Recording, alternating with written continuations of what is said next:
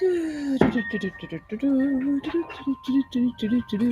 my dog, there's my dog, there's my dog, Darcy. There he is. Where is he? Come here, say hi. It's hard to see him. It's hard to see him. There he is. Okay, that's enough of that. That's enough. Go lay down. Go lay down. I wasn't talking to you. I'm talking to them. Good afternoon. Welcome to Morning Cup of Tea with Mrs. T. I am not very peppy today. I've had a headache all morning, and that's not fun because I've been doing pretty good with managing all my migraines, and so kind of going slow. For those of you that turned in assignments, I graded those. The only thing I haven't graded yet that I'm hoping to get to in a little bit is the online discussions that 10th graders have been doing for dystopian novels. You have until the end of next week to do those, to redo your grade for discussions. So if you want to take advantage of that, please do so. Also, 10th graders, if any of you had Fs and missing assignments or things that needed to be redone, I emailed you and your parents directly the other day, so you should have received that.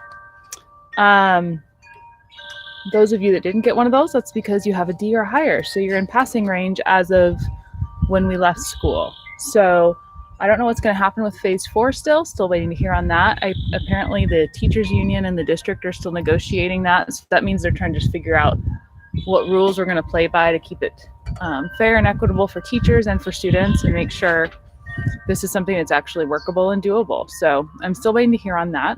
So we have choice boards. AP, I still haven't heard what it's going to look like for you, if they're coming up with something separate for AP and we're going to be able to just do our own thing. So right now, Mr. Weeks and I are just still doing that.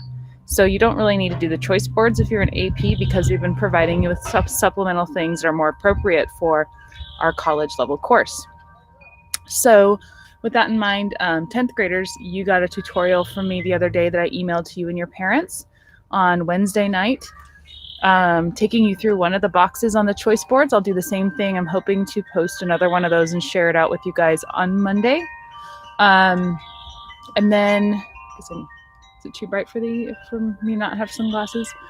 AP, I sent you guys an email this afternoon. Actually, it was just a little while ago, with a link to a tutorial that Mr. Weeks and I did about one of the prompts from 2019. We would like you to try writing that and submitting it to us by next Wednesday. Mine are submitted through Canvas and the assignment's already there. Mr. Weeks is accepting his through email. So if you have a friend in Mr. Weeks' class, make sure you talk to them. Make sure they're aware of that. We want to see how much participation we actually have.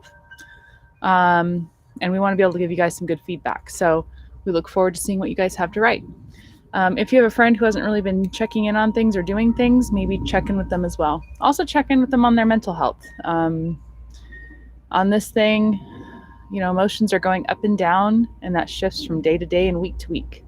So make sure you check in on people that you know, even people you maybe haven't talked to since the shutdown. If you have their number, just send them a quick text, see how they're doing. I know some of the teachers are now getting some backlash from some community and members and parents who are not happy with the materials the district has provided and is now taking that out on teachers. So give your teachers extra love and send them an email to let them know how much you care about them and appreciate what they are doing. That would help them out a lot to get through this.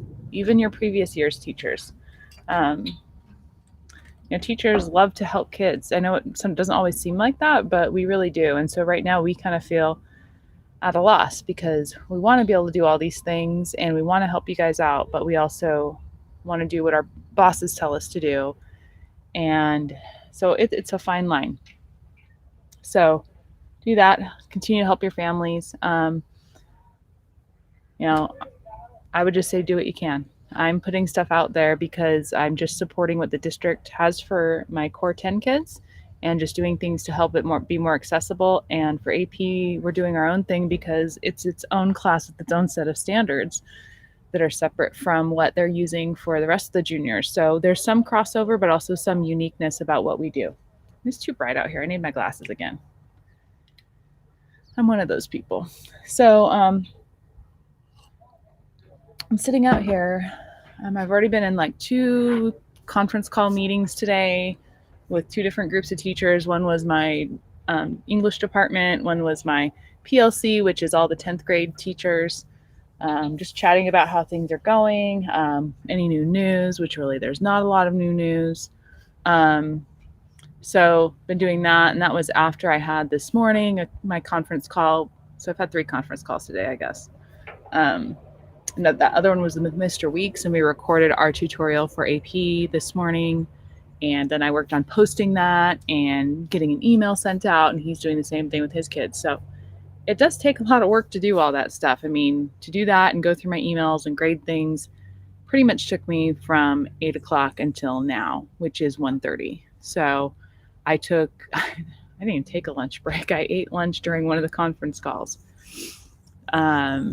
So, and then the only break I've really had is like before I started recording this, I was helping my son get set up on the computer with his teacher's reading a chapter book to them, a chapter a day. So he's behind on that a little bit. So he has the last 2 chapters that he needs to do and respond to, and he's in 2nd grade.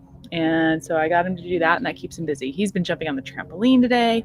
He's been building or making paper airplanes like crazy. I had to go get more paper. I had to scrounge around the house for it because he's been making all these paper airplanes and following this guy's YouTube tutorials about it. So it's really cool that he's learning new things and trying it out, and he's trying to see if he can get them to fly as far as possible. So that's been kind of cool. A lot of wind right now. What else am I doing? Oh, sometimes I like walking around the store when I'm getting my essentials, and I find things that are like kind of like treat yourself type of things. So I found some spicy cheese curds at Fred Meyer on sale. So I'm eating those out here. I've got some delicious grape tomatoes that I'm munching on while I sit here and plan stuff for you guys and read through all my things. Be working on grad school here in another hour or so. I'm about halfway through my current class for that, and it's actually 2 classes. It's the actual class course, and then I also have an internship, which because schools are closed, I can't do the actual internship with actual kids. So that's kind of weird. So I'm having to analyze like video recordings of kids reading for what I'm doing. So that's interesting because I thought I'd be able to like actually work and sit down with a few elementary school kids and learn how to be a reading specialist, and that's what my degree is going to be in. So I'll be a certified reading specialist if I pass my test at the end. So that's what I'm doing. It's like 6 graduate credits and working on those in the evenings, and then during the day working on stuff for you guys. So it's kind of where I'm at. I should probably do a few more house projects to keep my sanity, but I don't know, whatever. So a few things I'm currently listening. I don't know if I mentioned this in my other video. Sorry if I already did. I kind of forget what I've mentioned or not. I'm listening to Trevor Noah's book called Born a Crime. It's really good. It's a really good one for listening to because he has all of his accents from all the languages in South Africa, and learning about his experience growing up in apartheid South Africa is just really interesting. It's just interesting to me, and hear about his experience being, he considers himself more black, but his dad's white, Dutch, and his mom is black. And he's in between in that world because in his culture, he's not considered colored. He's not considered, of course, Indian. He's not considered white. He's not considered an Afrikaner. He's not considered black. He's this other thing. And so it's a lot about him trying to find his identity. It does have a lot of F-bombs in it because, you know, he was a comedian for a while, if you didn't know, and he's on Comedy Central with his show.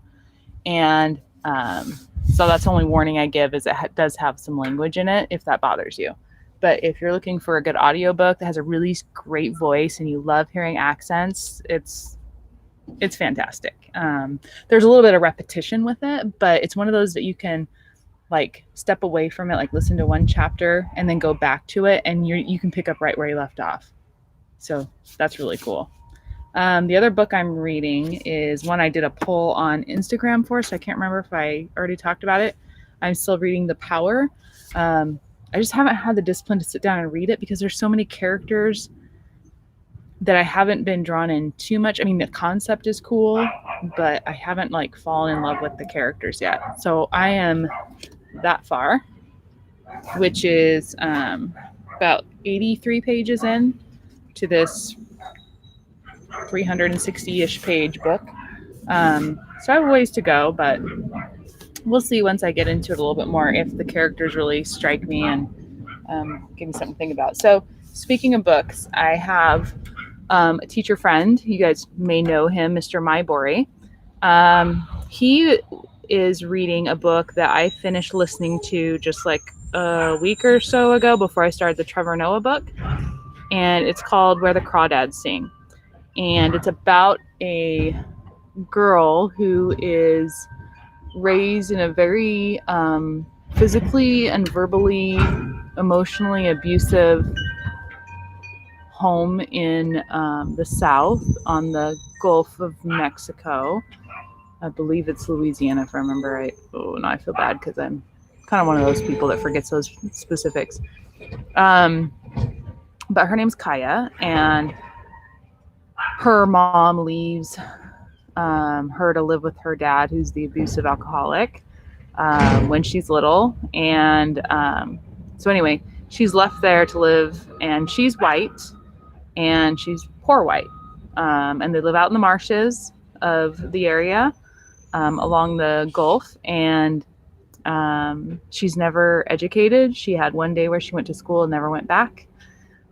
She's kind of seen as backwards folk and all that. So Mr. Mybori is reading it, and he found a section that he was reading that he really did a great job of relating it to his life. And he shared it on Instagram and Facebook. And I asked him if it would be okay if I shared it with my students. So here it is. He said that'd be fine. And so I just thought it was cool how he took what's happening in a book and then processes that into not only his past, but his present. And to me, that's what was powerful about this. And my 10th graders, you guys are writing in discussion groups on Canvas to make up some discussion credit. And this is the type of thing that you want to reach for, that you want to be like this in your responses. And AP kids, the same type of thing. When a teacher wants you to respond to something you've read with like personal connections, this is what we're talking about. It's this level of thought. So I'm going to read it to you real quick. The first part's the excerpt that he quoted, and then it will go into his connections that he made. All right. It says, "Marilyn, darling, don't go near that girl. You hear me? She's dirty." Kaya watched the mother run her fingers through the curls. Didn't miss how long they held each other's eyes. A woman came out of the Piggly Wiggly and walked quickly up to them. "Y'all right, Teresa? What happened here? Was that girl bothering Marilyn?" "I saw her in time. Thank you, Jenny. I wish those people wouldn't come to town. Look at her. Filthy. Plumb nasty. There's that stomach flu going around, and I just know for a fact it came in with them. Last year they brought in that case of measles, and that's serious." Teresa walked away, clutching the child. So that's the excerpt he pulled from Where the Crawdads Sing, and this is his reaction, which I thought was just awesome. "It saddens me every time I hear the news of racial slurs, other hate speech, and targeted malice toward Asians and Asian-owned businesses. I can't help but feel this in a small way, too, when I take a walk around my neighborhood wearing a mask. I make it a point to wave and say hello.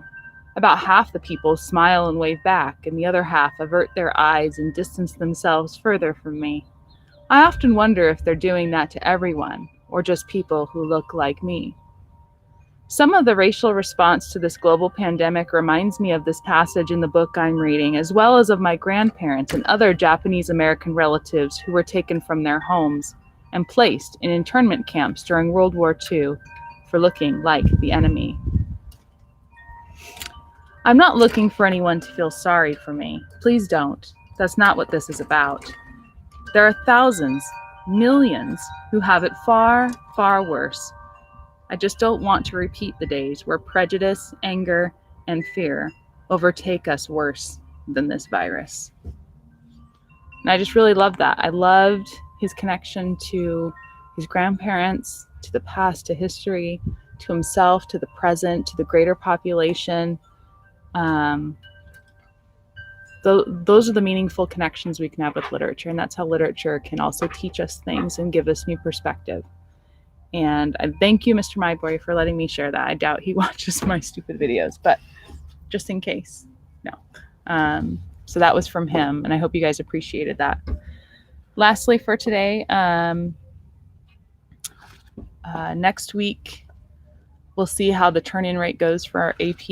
I'll also maybe unlock some stuff on AP Classroom. Some people have requested that I re-unlock some of the practice things on there. So if you would like me to do that, please let me know. 10th grade kiddos, you guys have that tutorial I already shared with you this week. I would finish that up today. That assignment. I'm going to go over a new square on the choice boards, hopefully Monday, and send out that video, and then maybe another one on Wednesday. So just 2 in the week, just to give you something if you need a little bit of guidance. I know that sometimes it's overwhelming to get just a list of things to do and know what to really do. AP kids, if you feel the same way, just do that new thing we sent to you guys. All right, lastly, you know what I do if you've been watching. You know it's hit or miss with these. You know I never miss. Wait, did I say that? All right, I'm going to flip through and randomly pick one. Ready for this? I'm going to try to be a little bit chipper. I'm coming today. Block party potlucks. Okay, this makes me happy for one reason, and the other reason, well, it makes me happy because it's amusing and funny, but block party potlucks would not make me happy because I'm an introvert and I would much rather, I mean, I don't mind knowing my neighbors, but I don't want to like go to a big gathering. I'd rather go to somebody's house and it's just them and have dinner with them or something, but not like a huge get together unless I can hide out or something with somebody's cat or a dog, you know, in the corner. But this reminds me of a conversation. It was Eddie, Alyssa, and Latali. Okay, those are my 3 shout outs of my 10th graders. We're having a conversation one time, and Eddie talks really fast. He knows that. He's my fast talker. Miss Thomas, you ever been to a cookout? And I'm like, what are you talking about? At first I didn't hear that the word was cookout. So I was confused. I was like, what? And he said it again. I still didn't, I have horrible hearing sometimes. So it wasn't Eddie's fault. It was mine. And Alyssa and Eddie are just looking at me like I'm crazy. Cause I'm like, what? I don't think so. And they're like, what? You've never been like to a neighborhood, blah, blah, blah. And then Latali turns to me and she goes, it's a neighborhood potluck, you know, like you bring stuff. And I looked, I start laughing. So I said, thank you for putting that in middle-aged white woman language for me. And it wasn't that I didn't know what a cookout was. It's just I couldn't hear the word cookout. So I literally had no idea what this word was that was being said. And then Latali just like changes it into something that she assumes I will then understand because she's assuming I don't know what a cookout is. So that was really funny. So it reminds me of that when it says the neighborhood block party potlucks. I did say though that, you know, that's kind of one of those things that I guess in white suburban America where I grew up, we didn't do a lot of those in my parents' neighborhood, but our neighborhood was, you know, pretty big lots and people kept to themselves and much more that way, not so much about community. So it kind of makes me a little jealous of some of these communities that really do come together and commune over a meal that's shared. And that's something, I mean, I do that with my family and extended family, but not really beyond that. Oh, Darcy's coming over to say hello. Hi, Darcy. Too hot there in the sun, huh? All right, let's try one more because that one was amusing, but not necessarily making me happy. I mean, it kind of made me happy to think of those 3 knuckleheads that I talked to. I miss you guys. Let's see, another one. Not gonna look. Providing a breakfast of croissants or warm rolls, good jam, sweet butter, hand-squeezed orange juice, an egg dish, ham, sausage, or country bacon, and good coffee. Oh, you know you had me at food. I love food, and especially something baked like croissants or warm rolls. Hello, hello. Who doesn't like that? I don't know what your problem would be with that. Um, Breakfast is a great meal, and I do sometimes love having breakfast for dinner. That's a treat. Um, Sometimes my family doesn't always act like it is. It depends on the day. But making a good omelet or eggs Benedict is one of my favorites. If you've never had eggs Benedict with some really good hollandaise sauce, that's where it's at. All right. Well, that's it for today. It's Friday. It's sunny again. That's really nice. I've got to work on writing a grad school paper tonight and then another one before Sunday. So I've already written one, plus participate in discussion boards on Canvas for that class. So that's what I'm going to be doing. I hope you're doing something a little bit more fun than that. I mean, not that it's not fun to write, but it's just one of those like sometimes I want to binge watch some Netflix instead. My family, we started rewatching the show Lost last night, which that's one of those shows that the ending of the series is horrible and upset all the fans like me. So now we're rewatching it with like this new eye and looking for what the writers were doing. So have a great weekend. See you guys next week. Stay safe.